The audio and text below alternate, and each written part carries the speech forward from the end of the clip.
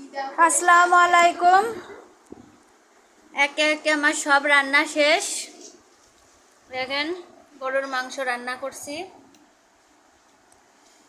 একদম কালো ভুনা করে ফেলাইছি। রসুন দিয়ে চই ঝাল গরুর মাংস কালো ভুনা করছি। এ হচ্ছে মুরগির মাংস রান্না করছি,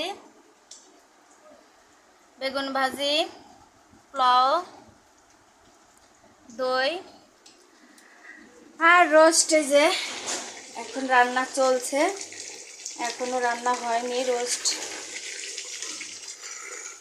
সেই 6টাতে শুরু করেছি রান্না, এখনো শেষ হয়নি।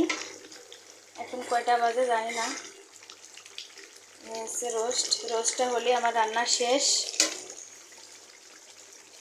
তারপর এই যে সিমাই, 2 প্রকার সিমাই রান্না করছি।